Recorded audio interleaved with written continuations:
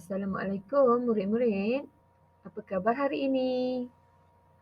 Kita berjumpa lagi dalam subjek Bahasa Melayu tahun 6 dengan tajuknya Upin dan Ipin. Muka surat 185. Bersedia murid-murid?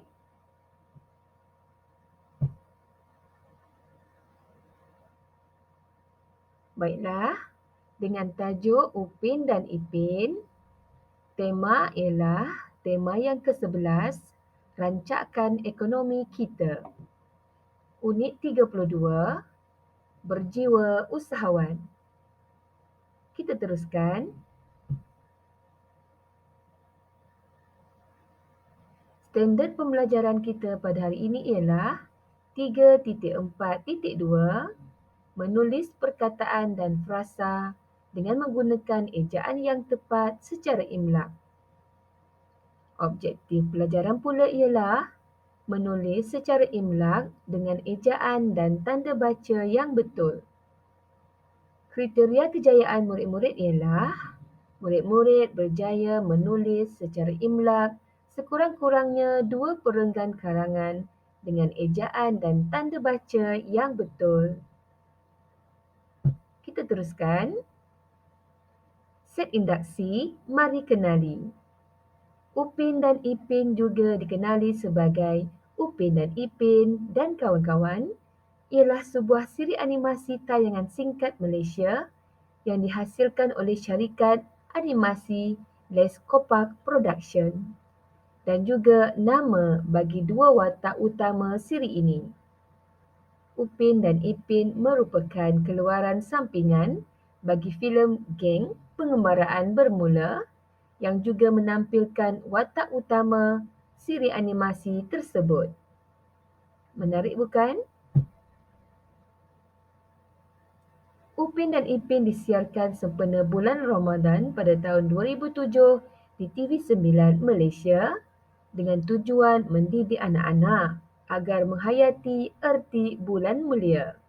Kini menjangkaui 15 musim dan tidak terhad pada televisyen, bahkan juga dalam bentuk DVD dan penstriman video melalui saluran YouTube rasmi Les Copac Production.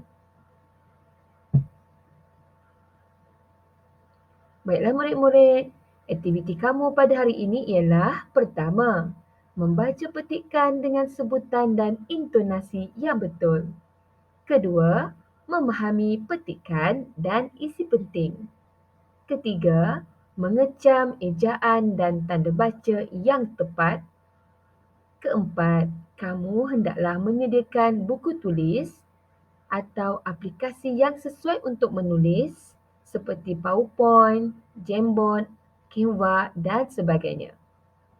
Kelima, murid-murid dikendaki menyemak ejaan dan tanda baca yang telah ditulis. Kita teruskan. Mari kita mulakan.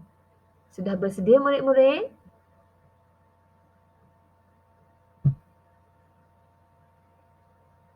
Baca, fahami dan kenal pasti ejaan dan tanda baca yang tepat. Baiklah, perenggan pertama. Dari tadi, Izuni dan adiknya duduk tidak berganjak di depan televisyen. Mereka sedang menonton siri animasi popular Upin dan Ipin. Keletah dua orang budak botak yang comel itu amat menghiburkan mereka. Setelah menonton rancangan animasi itu, Encik Khairul memanggil Izuni dan adiknya. Encik Khairul mahu berkongsi cerita dengan mereka.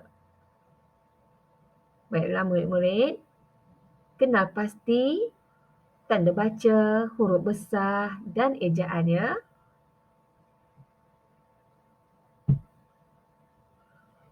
Tahukah kamu siapa pengasas siri Upin dan Ipin yang kamu tonton tadi? Apakah jawapannya murid-murid?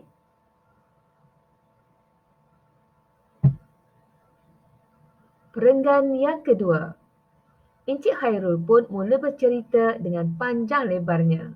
Menurut Encik Khairul, siri animasi Upin dan Ipin diasaskan oleh pasangan suami isteri iaitu Encik Burhanuddin bin Muhammad Razi dan Puan Ainun binti Arif.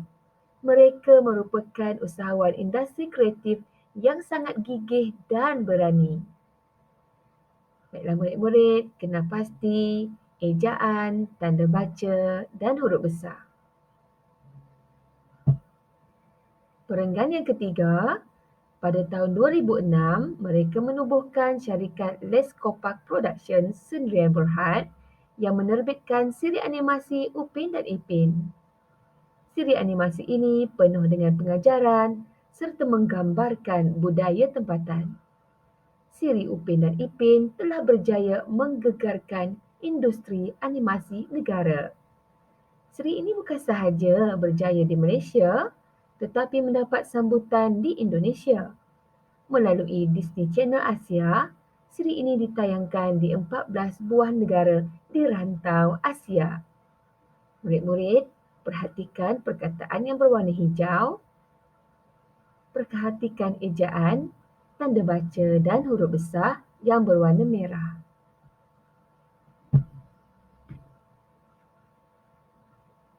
Baiklah, perenggan yang terakhir.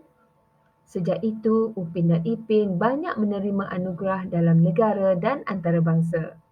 Antaranya termasuklah watak animasi tempatan popular bagi anugerah bintang popular Berita Harian 2012.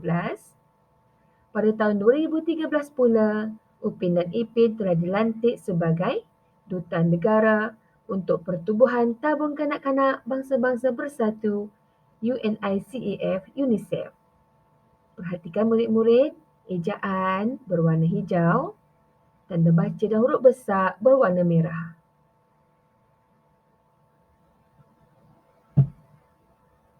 Baiklah murid-murid, sekarang tibalah masanya kamu menulis teks secara imlak dengan ejaan dan tanda baca yang tepat.